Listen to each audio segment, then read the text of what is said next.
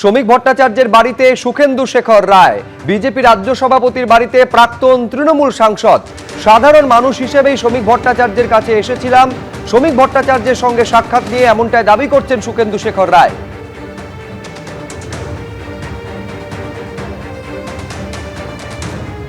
প্রথমত হচ্ছে কি কথা হলো? না, আমি মূলত এসেছিলাম ওর অসুস্থতার খবর পেয়ে, যে হাসপাতালে ভর্তি হয়েছিল, বাড়ি ফিরেছে। তাই মনে করলাম যে একবার তার সঙ্গে দেখা করে। ওর সঙ্গে আমার দীর্ঘদিনের জানাশোনা। শ্রমিকবাবু যখন বিজেপিরও আগে যে তাদের পূর্ব দল ভারতীয় জনসংঘ, তখন থেকে আমি ওকে চিনি। শ্রমিক ভট্টাচার্য তো রাজ্যসভায় আমি যতদিন ছিলাম আমার কলিগ ছিলেন। এবং বিভিন্ন বিষয়ে আমরা আলাদা দল করলেও বিভিন্ন বিষয়ে আমাদের আলোচনা হতো, ঐক্যমত্য হতো অনেক বিষয়। তো আমাদের কি একজন মানুষ অসুস্থ হয়ে বাড়ি ফিরেছে একটু দেখা করতে যাওয়াটা সৌজন্য নয় কি? হাজারবার বাঙালি সমাজে এই সৌজন্যের অভাব ঘটে গেছে প্রচণ্ড। অবশ্যই এই সৌজন্যের অভাবটা আমাদেরকে পীড়া দেয়। আমরা তো প্রাচীন আমলের লোক, বুড়ো বট গাছ আর কি। অবশ্যই, কিন্তু মানুষ তো এটাও জানতে চায় যে আপনার মতো একজন মানুষ সে কি রাজনীতি থেকে সরে গেল, না রাজনীতিতে থাকবেন তিনি? না, আমি এই বিষয়ে কোনো সিদ্ধান্ত এখনো নিইনি।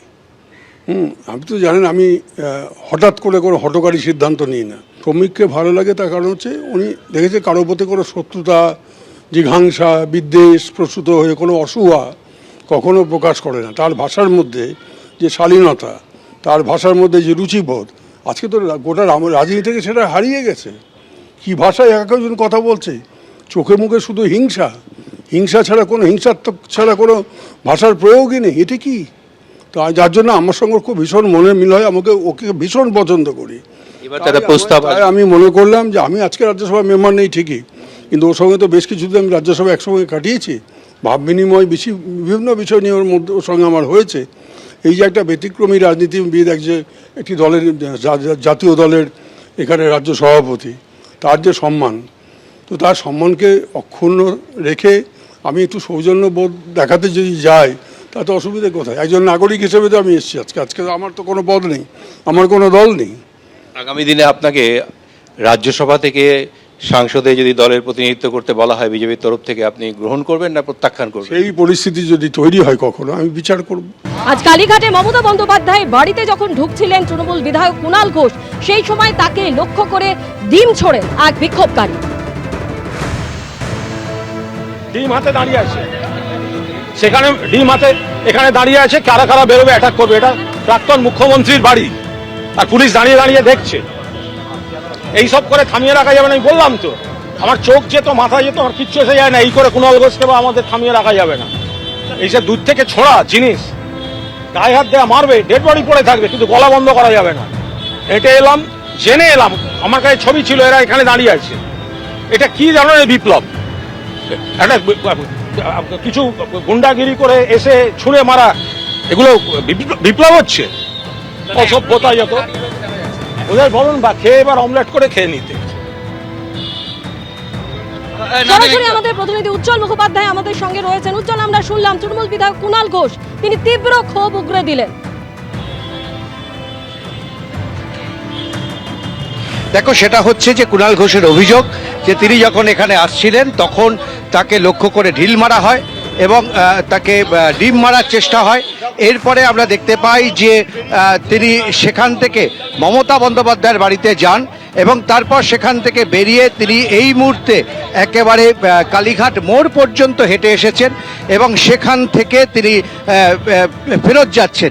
তার বক্তব্য যে প্রাক্তন মুখ্যমন্ত্রীর বাড়ির সামনে তাকে যেভাবে হ্যাকেল করা হলো, তাকে যেভাবে ঢিল মারা হলো, তাকে যেভাবে ডিম ছোড়া হলো, এটা কিছুতেই চলতে পারে না।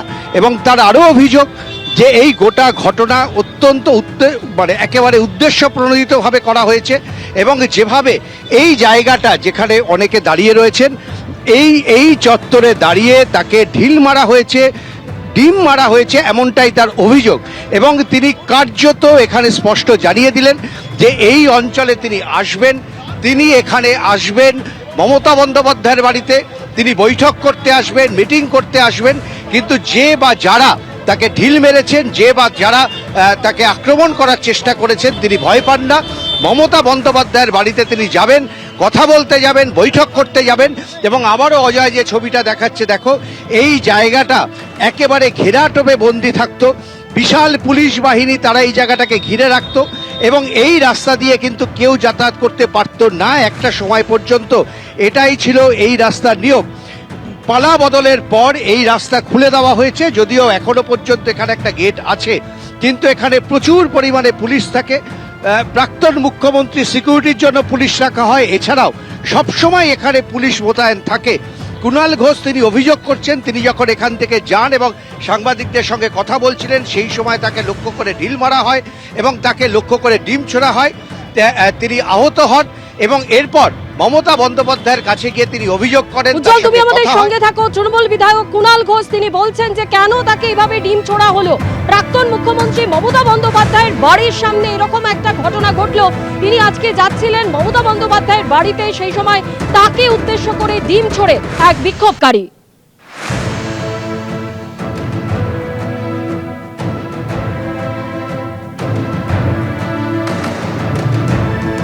বিক্ষোভকারী তিনি বলছেন যে তাকে অত্যাচার করা হয়েছে। অন্যদিকে কুণাল ঘোষ তিনি বলছেন যে কি অত্যাচার করা হয়েছে, এভাবে বিপ্লব দেখানো কেন?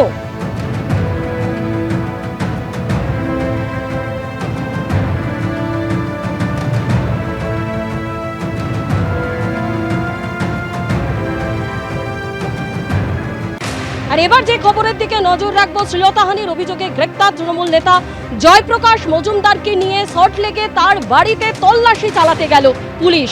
সেই সময় তাকে দেখে ওঠে চোর স্লোগান। আপনার অভিযোগ নিয়ে কি বলবেন?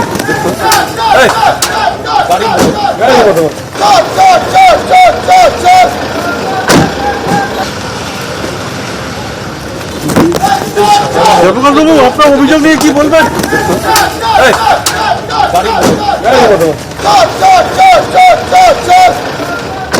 এবার জয়প্রকাশ মজুমদারকে সঙ্গে নিয়ে তার বিধাননগরের বাড়িতে তল্লাশিতে এলো উত্তর বিধাননগর থানার পুলিশ। এবং যখন দেখা গেল যে এখান থেকে বাড়ি থেকে যখন তিনি বেরোচ্ছেন তখন তাকে লক্ষ্য করে এখানে যে জমায়েত ছিল তারা সেখান থেকে কিন্তু ডিম ছুটতে দেখা যায় এবং চোর চোর স্লোগান ওঠে।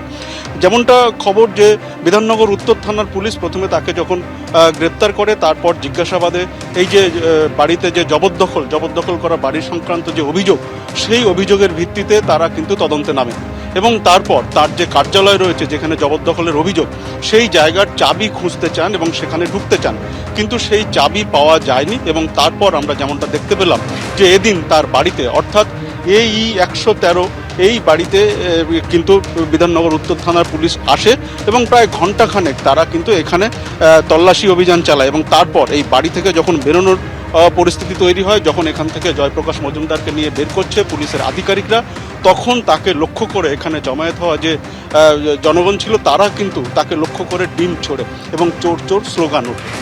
ক্যামেরায় কৌশিক কর্মকারের সঙ্গে রঞ্জিত সাউ ও সত্যজিৎ বৈদ্য, এবিপি আনন্দ, সল্টলেক। এবিপি আনন্দ, এগিয়ে থাকে, এগিয়ে রাখে।